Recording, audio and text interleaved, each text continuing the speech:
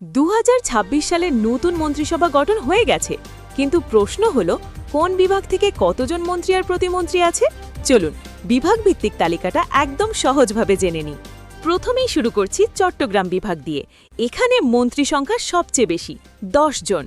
তারা হলেন আমির খসরু মাহমুদ চৌধুরী, সালাহুদ্দিন আহমেদ শাহ, আব্দুল আওয়াল মিন্টু, কাজী শাহ মোফাজ্জেল হোসেন কায়কোবাদ, শহীদুদ্দিন চৌধুরী অ্যানি, জাকারিয়া তাহের, দীপেন দেওয়ান, নামা এহসানুল হক মিলন, মোহাম্মদ আমিন উর রশিদ এবং ড খলিলুর রহমান। এই বিভাগ থেকে প্রতিমন্ত্রী আছেন 2 জন, জোনায়েদ আব্দুর রহিম সাকি এবং মীর মোহাম্মদ হেলাল উদ্দিন। এরপর দেখা যাক ঢাকা বিভাগ। এখানে মন্ত্রী হয়েছেন 4 জন, রোজা খানম রীতা, ফকির মাহবুব আনাম স্বপন, সর্দার শাখাওয়াত হোসেন বকুল এবং শেখ রবিউল আলম। আর প্রতিমন্ত্রী হিসেবে আছেন 6 জন, ইশরাক হোসেন, শামা ওবায়দ ইসলাম, সুলতান সালাউদ্দিন টুকু, ববি হাজ্জাজ, হাবিবুর রশিদ এবং আলী নেওয়াজ মাহমুদ খাইয়াম। এবার আসা যাক রাজশাহী বিভাগে। এখানে মন্ত্রী 2 জন, ইকবাল হাসান মাহমুদ এবং মিজানুর রহমান মিনু।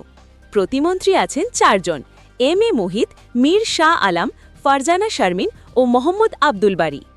বরিশাল বিভাগে মন্ত্রী হিসেবে আছেন 2 জন, হাফিজ উদ্দিন আহমেদ এবং জহির উদ্দিন স্বপন। প্রতিমন্ত্রী হিসেবে আছেন 3 জন, আহমদ সোহেল মঞ্জুর, রাজীব আহসেন এবং মোহাম্মদ নুরুল হক নূর। খুলনা বিভাগ থেকে মন্ত্রী হয়েছেন 1 জন, তিনি হলেন নিতাই রায়চৌধুরী। আর প্রতিমন্ত্রী আছেন 3 জন, মোহাম্মদ আসাদুজ্জামান, অনিন্দ ইসলাম অমিত এবং শেখ ফরিদুল ইসলাম। ময়মনসিংহ বিভাগের চিত্রটা একটু ভিন্ন।